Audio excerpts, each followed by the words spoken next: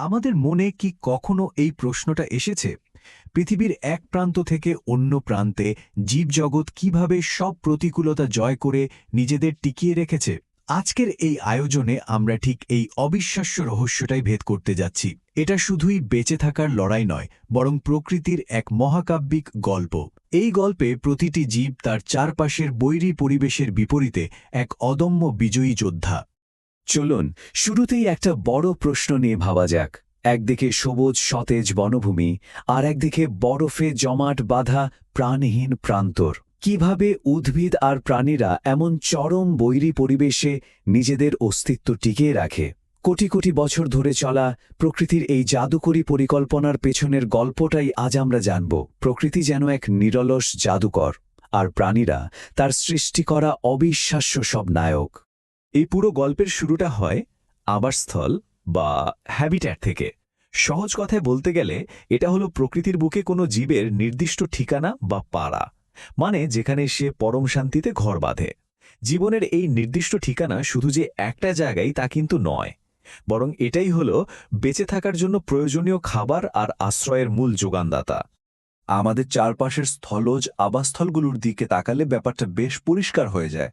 এটা অনেকটা আমাদের শহরের মতোই একটা ব্যস্ত জায়গা, যেখানে নানা প্রজাতির গাছপালা আর প্রাণী একই মাটি, একই জলাশয় আর একই গাছের ছায়া ভাগাভাগি করে নিচ্ছে। সবাই একে অপরের ওপর নির্ভরশীল, আর এভাবেই চমৎকার একটা ভারসাম্যপূর্ণ জীবনচক্র তৈরি হচ্ছে। প্রকৃতির এই পরিচিত প্রতিবেশগুলোর মধ্যে প্রথমেই আসে বনজ এবং তৃণভূমি। যেমন ধরুন আমাদের সুন্দরবনের কথা। শাল, গজারির মতো গাছ আর বাঘ হরিণের এক বিশাল সমারোহ সেখানে। আবার তৃণভূমি হল দিগন্ত বিস্তৃত ঘাসে ঘেরা এলাকা। শেয়াল, প্যাঁচা বা খরগোশের জন্য একেবারে আদর্শ জায়গা। এখানকার বাসিন্দাদের জন্য প্রকৃতি বেশ অকৃপণভাবেই খাবার আর নিরাপদ আশ্রয়ে ব্যবস্থা করে রেখেছে। কিন্তু এবার চলুন পৃথিবীর দুই চরম প্রান্তে যাওয়া যাক।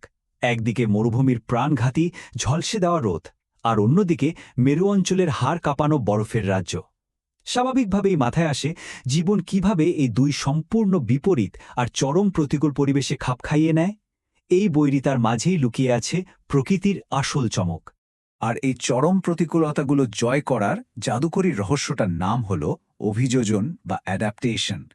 সহজ ভাষায় এটা হলো প্রকৃতির নিজস্ব একটা টুল কিট। পরিবেশের সাথে নিখুঁতভাবে মানিয়ে নিতে কোনো জীব যখন নিজের শারীরিক গঠন বা আচরণে পরিবর্তন আনে, সেটাই অভিযোজন। এটা একদিনের কোনো ম্যাজিক নয়, যুগের পর যুগ ধরে চলতে থাকা এক শৈল্পিক রূপান্তর। তথ্যের বাইরে গিয়ে বাস্তবের দিকে তাকালে ব্যাপারটা আরও দারুণভাবে বোঝা যায়। পরিবেশের দাবি মেটাতে প্রাণীদের শরীরের অঙ্গপ্রত্যঙ্গগুলো কিভাবে বদলে গেছে সেটা সত্যি অবিশ্বাস্য। এটা যেন প্রতিটি প্রাণীর জন্য প্রকৃতির এক মাস্টার ক্লাস ইঞ্জিনিয়ারিংয়ের উদাহরণ। যেমন ধরুন মুরগি আর হাঁসের পায়ের পার্থক্য। এখানে মূল বিষয়টা হলো কার্যকারিতা। মুরগির নখরগুলো একটু খেয়াল করলেই বোঝা যায় এগুলো শক্ত মাটি খুঁড়ে পোকা বের করার জন্য একেবারে ধারালো খনন যন্ত্রের মতো।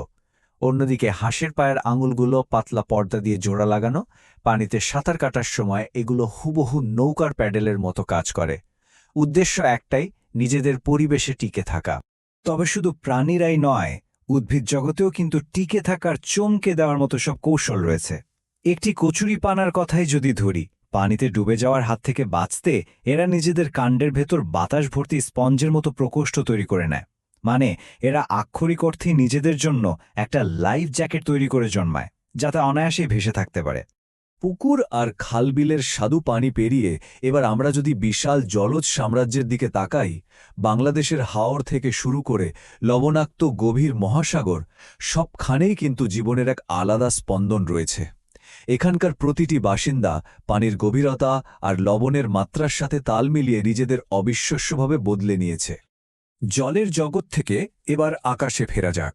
আকাশের সর্বোচ্চ স্তরে রাজত্ব করা শীর্ষ শিকারীদের দিকে তাকালে, যেমন ধরুন একটি ঈগল, বোঝা যায় শূন্যের বুকে টিকে থাকার লড়াইটা কতটা নিখুঁত। প্রবল বাতাসকে জয় করে এরা কিভাবে টিকে থাকে?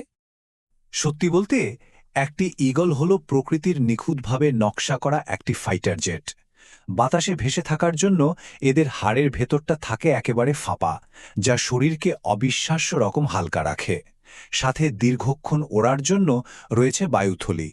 আর শিকার ধরার জন্য দূরবীনের মতো তীক্ষ্ণ দৃষ্টিশক্তির সাথে ছোড়ার মতো বাঁকানো ঠোঁট আর ধারালো নখর।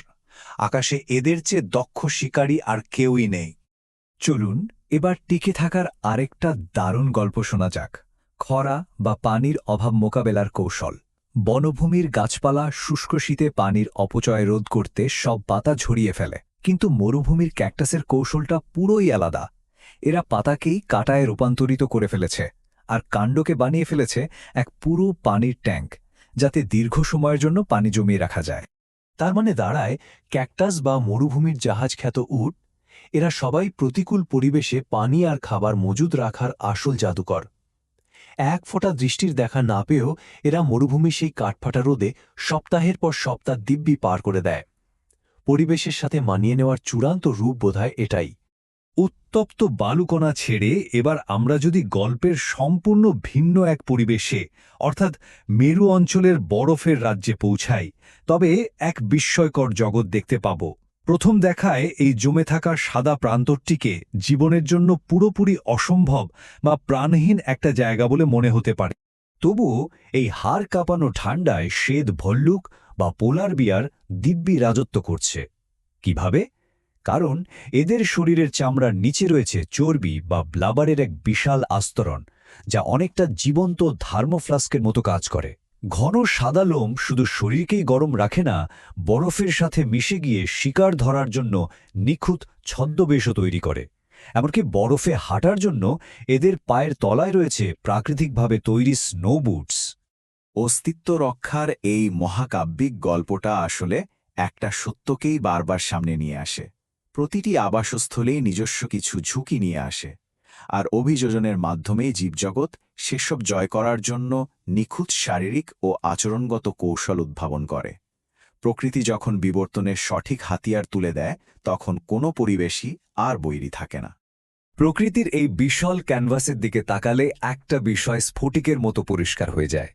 প্রাণীর শরীরের প্রতিটি গঠন, প্রতিটি বৈশিষ্ট্যই অস্তিত্ব রক্ষার এক গভীর উদ্দেশ্যে তৈরি। প্রকৃতিতে একদম কোনো কিছুই অকারণে সৃষ্টি হয়নি। এটা হলো টিকে থাকার লড়াইয়ের এক নিখুঁত নকশা। আমাদের আজকের এই আয়োজনের শেষে এসে প্রতিনিয়ত বদলে যাওয়া এই গ্রহের ভবিষ্যৎ নিয়ে একটা প্রশ্ন সত্যিই ভাবায়। জলবায়ু আর পরিবেশ যেভাবে দ্রুত বদলাচ্ছে, তাতে আগামী দিনের পৃথিবীতে টিকে থাকার লড়াইয়ে জীবজগৎ আর কি নতুন এবং অবিশ্বাস্য অভিযোজনের জন্ম দেবে। ভবিষ্যতে সেই অদম্য জয়ীরা দেখতে কেমন হবে, সেটা সত্যিই এক বিশাল বিস্ময়।